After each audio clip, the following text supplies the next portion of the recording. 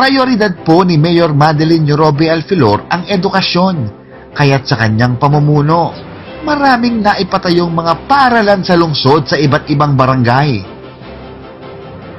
Katuwang ng Iriga City ang ilan sa mga proyektong ito, ang national government sa pakikipagtulungan din ng Chinese Chamber of Commerce.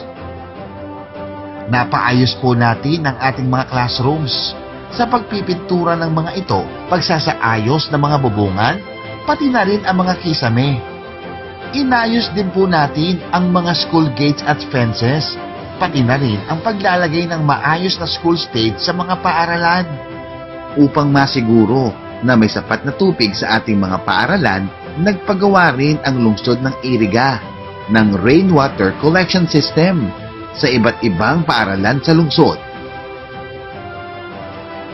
Dahil po sa ating walang sawang suporta na ibinibigay sa mga paaralan, ay kinikilala taon-taon ang Iriga Central School ng Department of Education bilang nangungunang paaralan sa Brigada Eskwela, at nariyan din ang San Antonio National High School sa secondary level. At nung nakaraang taon, tayo po ay nagawaran ng Department of Education ng Diamond Award dahil na rin po yan sa ating pinapakitang dedikasyon sa pagpapaunlad ng edukasyon.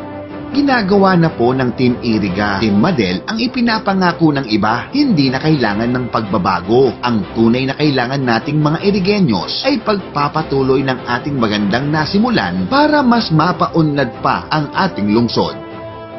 Mayor Madeline Yorobe Alfilor. Multi-awarded na. World class pa ang public service.